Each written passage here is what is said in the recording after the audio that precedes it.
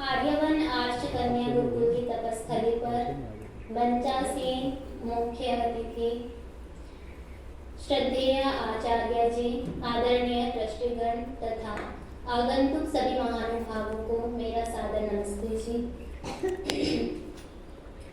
यज्ञ हमारे लिए आवश्यक क्यों, यज्ञ हम क्यों करें, यज्ञ करने से क्या लाभ इत्यादि आज हम जानेंगे।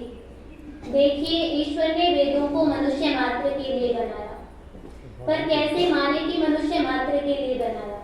तो सुनिए, ईश्वर के द्वारा जो भी पदार्थ बनाए गए हैं उन पर यह लिखा है कि यह मुसलमान के लिए है, यह ईसाई के लिए है, यह हिंदू के लिए है, ऐसा कुछ भी नहीं लिखा। तो इससे यह सिद्ध हो जाता है कि ईश्वर जो भी बनाता है वह सबके लिए बनाता है।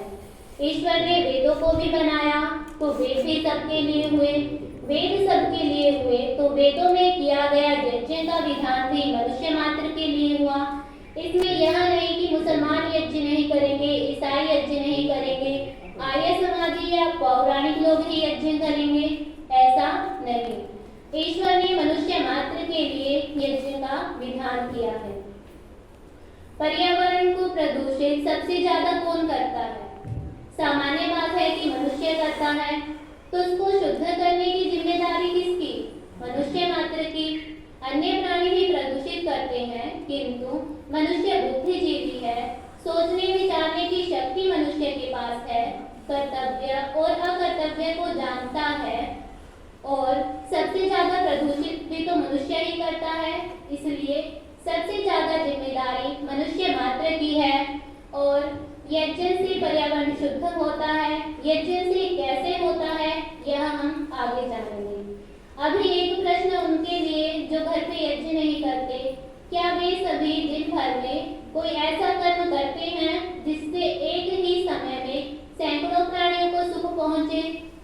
उत्तर होगा नहीं, क्योंकि यज्ञ ही एक ऐसा मात्र साधन है जिससे एक ही समय में सैकड़ों प्राणियों को सुख पहुंचता है। यज्ञ कर्म कोई साधारण कर्म नहीं है। शतपथ ब्राह्मण में कहा है, यज्ञो वै श्रेष्ठतमं कर्म, अर्थात यज्ञ ही सबसे श्रेष्ठ कर्म है। अभी हम सब ने श्रेष्ठ कर्म यज्ञ किया, पर यज्ञ के कौन से आधारभूत तत्व हैं जिनसे प्राणी मात्र को सुख पहुंचता है, उनको हम जानेंगे। यज्ञ के आधारभूत तत्व 3 हैं: अग्नि, मंत्र, आहुति। आहुति के 3 भाग हैं: समिधा, घृत, सामग्री। यज्ञ का प्रथम आधारभूत तत्व है अग्नि। शतपथ ब्राह्मण ने कहा है, अग्नि वै देवतानां मुखम, अर्थात अग्नि सभी देवताओं का मुख है। एक उदाहरण के माध्यम से हम इसको समझेंगे। यदि हमें अपने उदर में भोजन पहुंचाना हो तो क्या करेंगे? मुख में डालेंगे, तभी तो पहुंचेगा। वैसे ही यदि हमें सभी देवताओं के पास आहुतियां पहुंचानी हो तो हम अग्नि के माध्यम से पहुंचा सकते हैं। और अग्नि के माध्यम से ही कैसे पहुंचा सकते हैं, तो इसको एक प्रक्रिया के माध्यम से समझेंगे। जब हम अग्नि में आहुतियां डालते हैं तो वे आहुतियां वायु रूप होकर सूर्य के पास पहुंचती हैं, सूर्य से बादल बनते हैं, बादल से वर्षा होती है, वर्षा से अन्न होता है और उस अन्न से प्रजा का पालन होता है। इस प्रकार से सभी देवताओं के पास आहुतियां पहुंच जाती हैं। यह एक वैज्ञानिक तथ्य है कि स्थूल पदार्थ से सूक्ष्म में, सूक्ष्म से तरल में और तरल से वायु रूप में अधिक शक्ति होती है। इसलिए हम वायु पदार्थों को वायु रूप करने के लिए अग्नि में डालते हैं। विज्ञान के अनुसार रासायनिक प्रक्रिया स्थूल पदार्थ की अपेक्षा उनसे छोटे पदार्थों में अधिक होती है। एक उदाहरण देती हूँ। तेजाब में यदि हम संगमरमर के टुकड़े डालेंगे तो कार्बन डाइऑक्साइड निकलती है, और यदि उसमें हम संगमरमर के चूर्ण को डालेंगे तो कार्बन डाइऑक्साइड अधिक वेग से निकलने लगती है।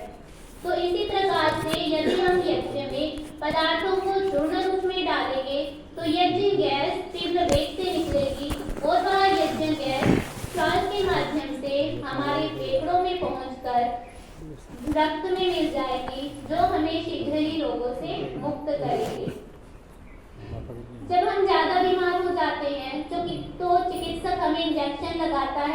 हमारी प्राण शक्ति बढ़ाने के लिए।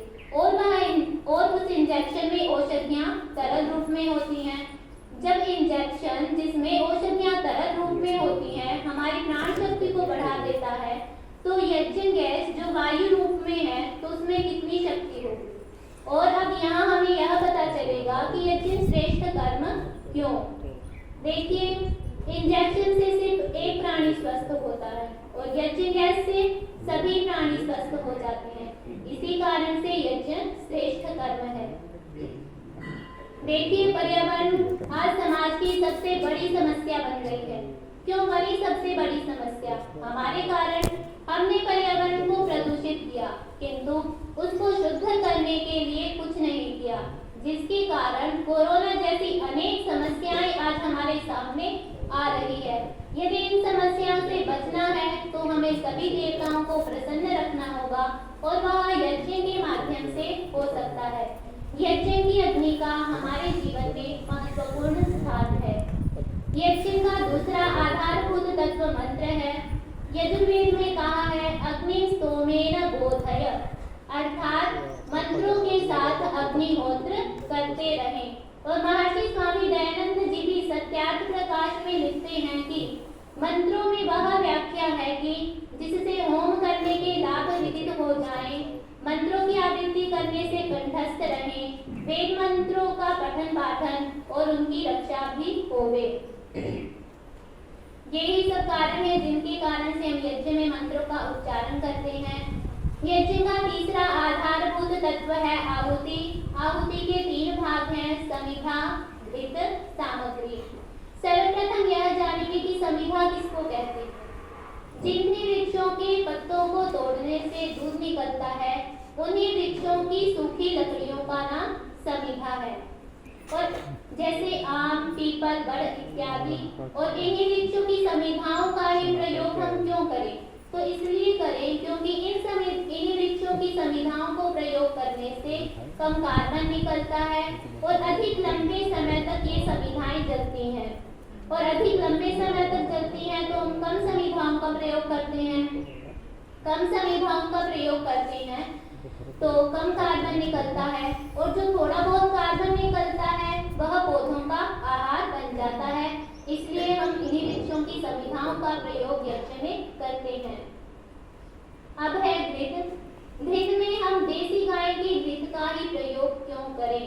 तो देसी गाय के घृत का प्रयोग इसलिए करेंगे क्योंकि देसी गाय के घृत में 11 तत्व होते हैं और उनके नाम है ओलिक, पोमेटिक, कैप्रिक, कैप्रिलिक, जोनिक, लिनोलिक, लिनोलैनिक, माइलिक, स्टाइरिक, मैग्नेस्टिक, गैलिक। ये सभी तत्व देसी गाय के घृत में पाए जाते हैं।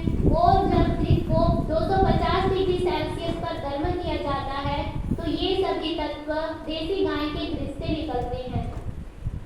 और ये सभी तत्व विषनाशक हैं, बैक्टीरिया नाशक हैं, ऑक्सीजन के अवरोधक तत्वों को खत्म करते हैं और श्वेत रक्त कोशिकाओं और लाल रक्त कोशिकाओं को नियंत्रित रखते हैं। इसलिए हम यज्ञ में देसी गाय के घृत का ही प्रयोग करते हैं। अब है सामग्री। सामग्री में सुगंध गुणयुक्त, मिष्ट गुणयुक्त, रोग विनाशक गुणयुक्त, पुष्टिकारक गुणयुक्त जो औषधियां हैं उनका प्रयोग किया जाता है। और अब मैं कुछ औषधियों के नाम और लाभ बताऊंगी। जटामासी औषधि जो हृदय रोग निवारक की अच्छी औषधि है। मूंगफली 6 कीटाणुनाशक है। अंजीर जो अंजीर में पेशीन तत्व है। आंत में जो रोग होते हैं उनको नष्ट करने के लिए अंजीर का प्रयोग किया जाता है। गिलोय, कुष्ठ, बचा ये सभी औषधियाँ विश्व भेषज औषधियाँ हैं, सभी रोगों को नष्ट करती हैं। चिरायता औषधि घातक विषयों को नष्ट करती है। द्राक्षा औषधि को यज्ञ में डालने से टाइफाइड के कीटाणु 30 मिनट में नष्ट हो जाते हैं। और औषधियों को हम छाया में ही सुखाएं, धूप में ना सुखाएं। छाया में ही इसलिए सुखाएं और धूप में इसलिए ना सुखाएं क्योंकि यदि हम धूप में सुखाएंगे तो सूर्य की किरणें उनके गुणों को उनके रस को खींच लेगी और उनके रस को खींचने से औषधियों के गुणों में कमी आ जाएगी। और यदि वृक्ष पर ही औषधियाँ सूखती हैं तो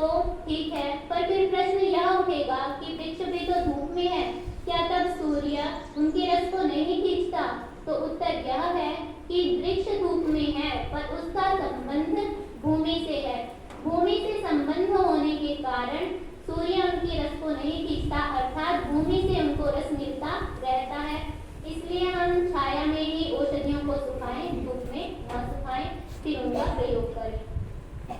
वेदों में रोगोत्पादक क्रिमियों का वर्णन और उन रोगों को यज्ञ से कैसे नष्ट करें और यज्ञ से रोग निवारण की प्रक्रिया का उल्लेख इत्यादि वेदों में बताया है। इनका वर्णन वेदों में है, पर किस वेद में है यह हम अब जानेंगे। रोगोत्पादक क्रिमियों का वर्णन और उन रोगों को यज्ञ से कैसे नष्ट करें और जड़ चिकित्सा का उल्लेख अथर्ववेद में मिलता है और यज्ञ से रोग निवारण की प्रक्रिया का विस्तृत वर्णन ऋग्वेद में मिलता है।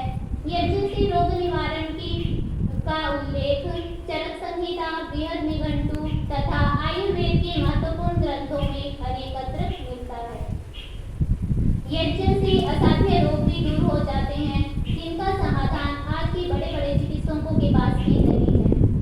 वेदों में यज्ञ का विधान किया और यज्ञ करने से पुण्य होता है, पर जैसा पाप निषिद्ध कर्मों के करने में है, वैसा पाप विहित कर्मों के न करने में है। इसलिए हमें यज्ञ अवश्य करना चाहिए। इतना बोलकर मैं अपनी वाणी को विराम देती हूँ। यदि आप घर बैठे ऑनलाइन माध्यम से संस्कृत बोलना सीखना चाहते हैं तो आप हमें दिए गए नंबर पर व्हाट्सएप करें अथवा कॉल करें। हम आपको संस्कृत सीखने की ऑनलाइन कक्षाओं में जोड़ लेंगे। वहां पर आप संस्कृत बोलना सीख सकते हैं। यदि आप संस्कृत सीखने की कोई पुस्तक खोज रहे हैं तो भी आप हमें दिए गए नंबर पर संपर्क करें। हम आपको संस्कृत सीखने की एक अच्छी पुस्तक उपलब्ध कराएंगे।